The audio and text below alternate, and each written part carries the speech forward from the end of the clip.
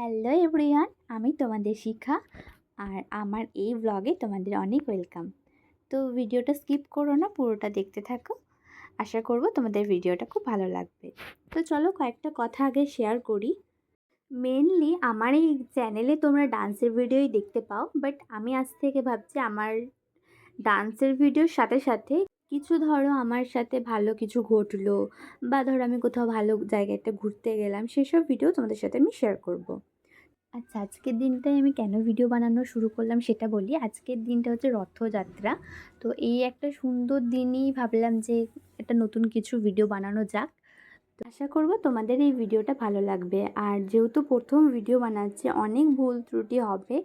আচ্ছা, জানো তো আমাদের বাড়ির সামনেই প্রত্যেক বছর রথ বেরোয়। আর এটা হচ্ছে একটা আশ্রম, আমাদের বাড়ির সামনেই আছে। তো এই আশ্রমে আমি যখন অনেক ছোট তখন থেকেই আমি দেখেছি এই রথটা বেরোয়।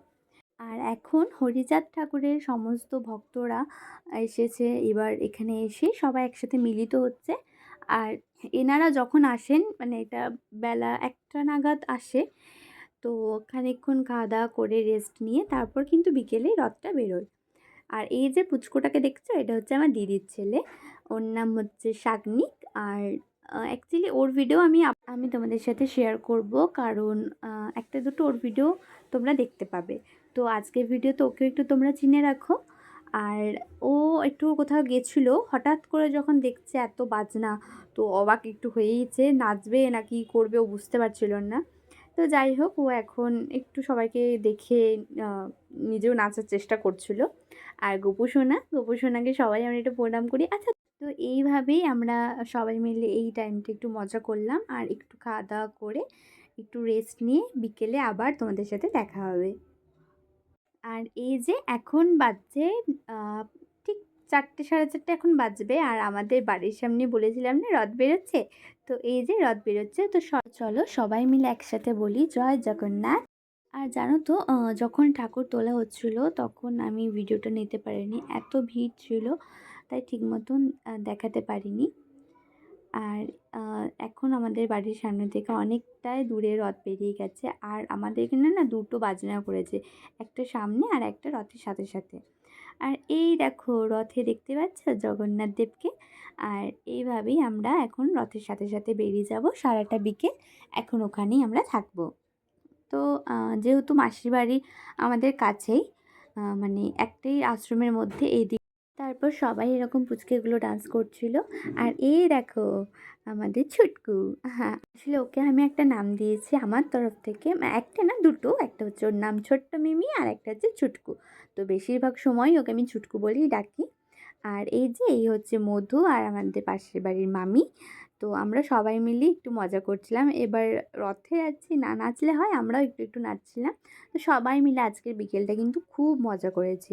তো তারপর আমরা সোজা বাড়ি এসে আমরা রেস্টুরেন্টে গেলাম, কারণ আজকে হচ্ছে আমার মায়ের জন্মদিন।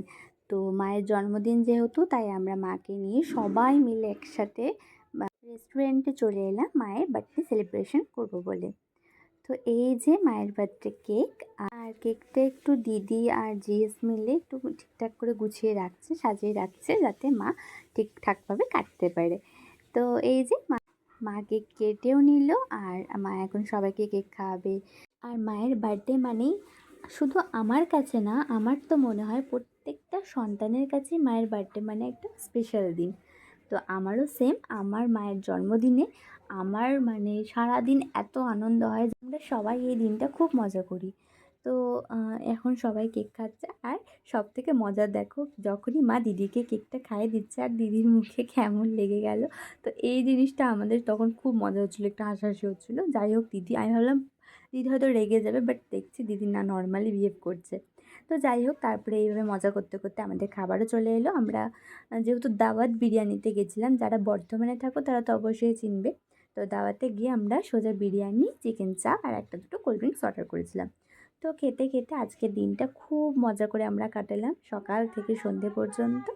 তো এইভাবেই আমরা আমার মায়ের বার্থডেটা সেলিব্রেশন করলাম। আর সব কিছু হওয়ার পর আমরা এখন বাড়ি যাচ্ছি। তো চলো টাটা, আজকের ভিডিওটা এখানেই শেষ করলাম, পরের কোনো ভিডিওতে দেখা হচ্ছে।